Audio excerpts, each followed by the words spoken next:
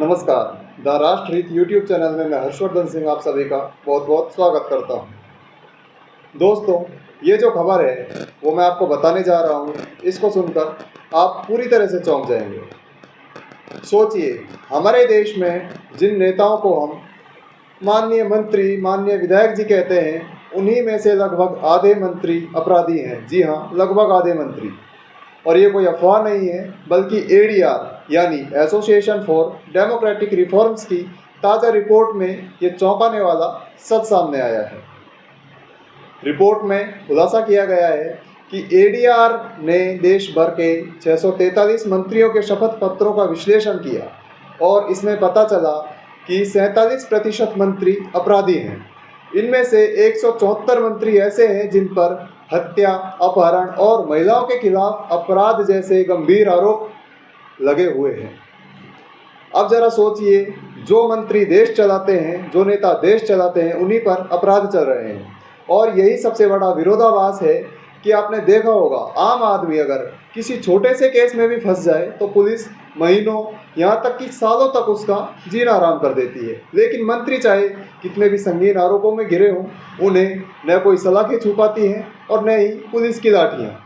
अब केंद्र सरकार और राज्य सरकार की हम तस्वीर की एक स्पष्ट बात करते हैं, जिसमें आप इस बात को ध्यान से समझिए कि केंद्र सरकार के ही 40% मंत्री ऐसे हैं जो अपराधी हैं। वहीं अगर राज्यों की अगर हम बात करें तो तस्वीर और भी ज़्यादा डरावनी हो जाती है। पार्टीवार स्थिति की अगर हम बात करें तो पार्टियों के आप आंकड़े समझिए कि किस पार्टी के नेता पर कितने केस दर्ज हैं और कितने प्रतिशत दर्ज हैं। तो भारतीय जनता पार्टी, जो सबसे बड़ी पार्टी खुद को बताती है, इसके 336 मंत्रियों में से 136 पर केस दर्ज हैं, यानी 40% मंत्री अपराधी। इनमें से 88 पर गंभीर आरोप हैं। कांग्रेस के 61 में से 45 मंत्री आरोपी हैं, यानी 74%। इनमें से 18 पर गंभीर आरोप हैं। डीएमके में 31 में से 27 मंत्री आरोपी हैं। टीएमसी में 40 में से 13 पर केस दर्ज है, यानी 33%। इनमें से 8 पर गंभीर आरोप हैं। तेलुगु देशम पार्टी टीडीपी में 23 में से 22 मंत्री आरोपी, यानी 96% और 13 पर गंभीर केस। आम आदमी पार्टी की अगर हम बात करें तो 16 में से 11 मंत्री आरोपी हैं, यानी 69%। इनमें से 5 पर गंभीर आरोप हैं। तो सवाल उठता है, आखिर हमारी राजनीति अपराधियों के बगैर चल ही क्यों नहीं पाती? और हैरानी की बात तो ये है कि चुनाव के वक्त ये नेता धर्म और जाति की राजनीति करके वोट बटोरते हैं, लेकिन सत्ता में पहुंचते ही ये ही नेता भ्रष्टाचारी और अरबपति बन जाते हैं। अरबपति मंत्रियों को आप खेल समझिए। अब बात करते हैं पैसों की। तो 643 मंत्रियों की कुल संपत्ति है 23,929 करोड़ रुपए। औसतन हर मंत्री की संपत्ति है 47 करोड़ रुपए से कहीं ज़्यादा। अब जरा सोचिए, जहाँ एक तरफ आम जनता महंगाई से जूझ रही है, वहीं हमारे माननीय मंत्री, माननीय विधायक करोड़ों अरबों के मालिक हैं। आम आदमी का बच्चा दर बदर नौकरी के लिए ठोकरें खाता फिरता है, लेकिन मंत्री का बच्चा करोड़ों की गाड़ियों में घूमता है। जनता टैक्स भर भर कर पिसती है और उसी टैक्स के पैसे से नेता अपनी अय्याश भरी जिंदगी जीते हैं।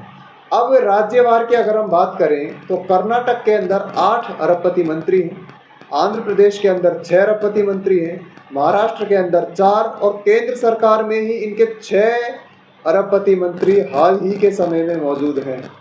पार्टीवार स्थिति अगर हम देखें तो भाजपा के 14 मंत्री अरबपति हैं, कांग्रेस के 11 मंत्री अरबपति हैं तथा टीडीपी के 6 मंत्री अरबपति हैं। इसके अलावा बाकी दलों के भी कई अरबपति मंत्री इस लिस्ट में शामिल हैं।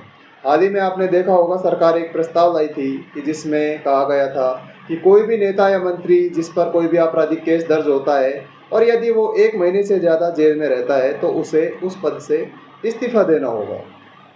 अब इसके कुछ दिन बाद ही एडीआर की ये जो रिपोर्ट है वो अभी सामने आई है, जिसे दैनिक भास्कर अखबार में प्रकाशित किया गया था। अब सवाल ये है कि क्या हमारी राजनीति जो है वो अपराध और दौलत की गिरफ्त में है? जब कानून बनाने वाले ही अपराधी हैं तो कानून लागू कौन करेगा? और सबसे बड़ा सवाल ये है कि क्या हम जनता ऐसे नेताओं को वोट देकर संसद और विधानसभा भेजना चाहते हैं जो आगे चलकर भ्रष्टाचारी बनकर जनता का ही खून चूस कर और उनको त्रस्त करते हैं?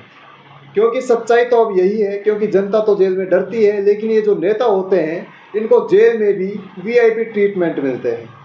अब ये जो आंकड़े मैंने आपको बताए हैं ये कोई झूठ नहीं है, ये एक एडीआर की रिपोर्ट है जो मैंने आपको बताई है और ये साफ बताती है कि भारतीय राजनीति में अपराध और पैसा गहराई तक जड़ें जमा चुके हैं। अब फैसला जनता के हाथ में है, क्या हम अपराधी नेताओं को सत्ता तक पहुंचने देंगे या फिर बदलाव लाएंगे।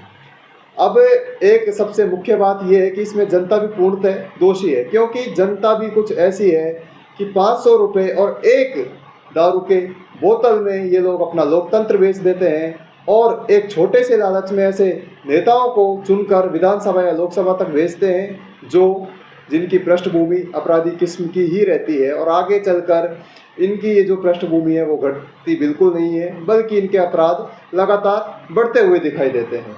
अब सीधा सा सवाल ये है कि जब सरकार कोई छोटे से केस में लिप्त किसी भी व्यक्ति को सरकारी पद पर आसीन करने के लिए तैयार नहीं है, विभिन्न तरह के जो नियम सरकार ने बनाए हैं, तो क्या राजनीति में ऐसे लोगों की एंट्री होनी चाहिए जिन पर गंभीर आपराधिक मुकदमे दर्ज है, जिनके ऊपर महिलाओं से संबंधित मुद्दे तक बने हुए हैं और लगातार ये प्रकाशित किए जाते हैं, लेकिन उनका बाल भी बाका आज तक कोई नहीं कर पाता है।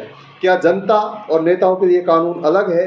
यदि यही भारत का लोकतंत्र है, यही भारत की जो न्याय व्यवस्था है इसी तरीके से चलती रहेगी, तो किस हक से हम जो है विकसित देश बनने के लिए सपने देख रहे हैं। अगर हमें विकसित देश बनना है तो सबसे पहले भ्रष्टाचार, घूसखोरी और सबसे ज़्यादा लगाम इन कुंठित नेताओं पर लगानी होगी, जिनकी वजह से आज देश का बेड़ा गर्क हो रहा है।